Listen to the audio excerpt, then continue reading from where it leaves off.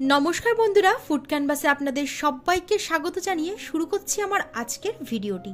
আজ আমি আপনাদের সঙ্গে সম্পূর্ণ নিরামিষভাবে তৈরি বেগুনের একটা রেসিপি শেয়ার করব, যেটা গরম ভাতের সঙ্গে খেতে দুর্দান্ত লাগে আর বানানোও কিন্তু ভীষণ সহজ। তাহলে চলুন শুরু করা যাক আমার আজকের ভিডিওটি। সর্ষে দিয়ে বেগুনের ঝাল বানানোর জন্য আমি এখানে বড় সাইজের দুটো বেগুন নিয়েছি আর বেগুনটাকে একটু লম্বা লম্বা বা বড় আকারের টুকরো করে কেটে নিয়েছি। আর বেগুনগুলোকে কিন্তু আগে থেকে আমি ধুয়ে রেখেছি, ধুয়ে না নিলে কিন্তু এগুলো কালো হয়ে যেতে পারে। এবার এগুলোকে ম্যারিনেট করে নেব। এর মধ্যে দিয়ে দিলাম হাফ চা চামচ লবণ আর দিয়ে দিচ্ছি হাফ চা চামচ হলুদ গুঁড়ো। এবার লবণ আর হলুদটাকে বেগুনের সঙ্গে খুব ভালোভাবে মাখিয়ে নিতে হবে। লবণ আর হলুদটাকে বেগুনের সঙ্গে খুব ভালোভাবে মাখিয়ে নিয়েছি। এবার এটাকে সাইডে রেখে দিলাম। এখানে একটা বাটির মধ্যে 2 চামচ হলুদ সর্ষে আর 1 চামচ কালো সর্ষে 1 ঘন্টা জলের মধ্যে ভিজিয়ে রেখেছিলাম। যদি আপনারা ভিজিয়ে রাখতে না চান তাহলে শুকনো অবস্থাতে গুঁড়ো করেও কিন্তু বেটে নিতে পারেন। এবার এর মধ্যে যে এক্সট্রা জলটা আছে সেটাকে আমি ফেলে দেব, দিয়ে এটাকে মিক্সিং জারের মধ্যে নিয়ে নিচ্ছি। সঙ্গে দিয়ে দিলাম 2টো কাঁচা লঙ্কা, ঝাল অনুযায়ী লঙ্কাটা দিতে হবে। আর দিচ্ছি অল্প একটু লবণ আর সঙ্গে দিলাম জল। এবার এর একটা মিহি পেস্ট তৈরি করে নেব। এবার সর্ষে বাটাটাকে ছেঁকে নিতে হবে, সেই জন্য একটা ছেঁকনির মধ্যে আমি ঢেলে দিচ্ছি। এভাবে যদি সর্ষে বাটাটাকে একটু ছেঁকে নেওয়া যায় তাহলে যাদের গ্যাস বা অ্যাসিডিটির প্রবলেম আছে সেগুলো কিন্তু একদমই হবে না। আজকে আমি সর্ষেটাকে মিক্সিতে বেটে নিয়েছি, আপনারা চাইলে শিলে বেটে নিতে পারেন। শিলে বাটা মশলার স্বাদ কিন্তু একদম অন্যরকম হয়। এবার এর মধ্যে অল্প একটু জল দিয়ে ভালোভাবে এটাকে ছেঁকে নিতে হবে। দেখুন এর মধ্যে অল্প যে খোসাটা আছে, মানে সর্ষের খোসাটা আছে, সেটাকে আমি ফেলে দিচ্ছি। রান্না শুরু করার আগেই কিন্তু মশলাটাকে বেটে রেখে দেবেন, তাহলে দেখবেন সর্ষে বাটার পর যে তিতো ভাব থাকে সেটা কিন্তু একদমই থাকবে না। এবার চলুন রান্নাটা শুরু করা যাক। কড়াইতে সর্ষের তেল দিয়ে দিলাম গরম করার জন্য।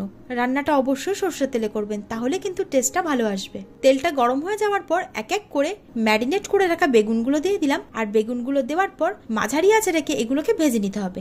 এক পিঠ যখন ভালোভাবে ভাজা হয়ে যাবে তখনই কিন্তু অপর পিঠটা উল্টে দেবো, দিয়ে এটাকে ভেজে নিতে হবে। খুব বেশি লো ফ্লেমে কিন্তু বেগুনগুলোকে ভাজতে যাবেন না, তাহলে এর মধ্যে অনেকটা পরিমাণ তেল টেনে নেবে। আমি এখানে বড় সাইজের বেগুন ব্যবহার করছি, যদি আপনাদের কাছে ছোট সাইজের বেগুন থাকে সেটা দিয়েও কিন্তু করতে পারেন। বেগুনগুলোকে আমি ওলট পালট করে একটু লাল লাল করে ভেজে নিয়েছি। এবার এগুলোকে তুলে একটা পাত্রে রেখে দেবো। বাকি যে বেগুনগুলো আছে সেগুলোকেও ভেজে নেব।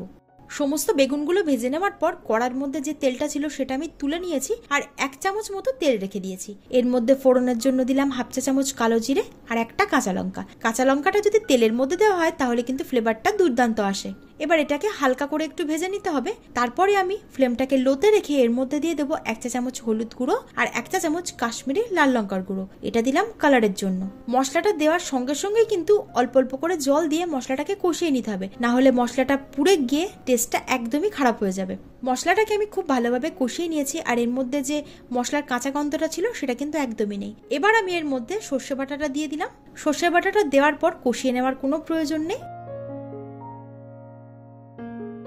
ভালোভাবে নাড়াচাড়া করে মিশিয়ে নেওয়ার পর এর মধ্যে আমি দিয়ে দিচ্ছি স্বাদ মতো লবণ আর অল্প একটু চিনি, টেস্টটাকে ব্যালেন্স করার জন্য দিলাম। এবার ভালোভাবে নাড়াচাড়া করে মিশিয়ে দিলাম, দিয়ে হাই ফ্লেমে এটাকে ফুটতে দেবো। দেখুন গ্রেভিটা এখানে ফুটে উঠেছে। এবার আমি এর মধ্যে আগে থেকে ভেজে রাখা বেগুনগুলো এক এক করে দিয়ে দিচ্ছি।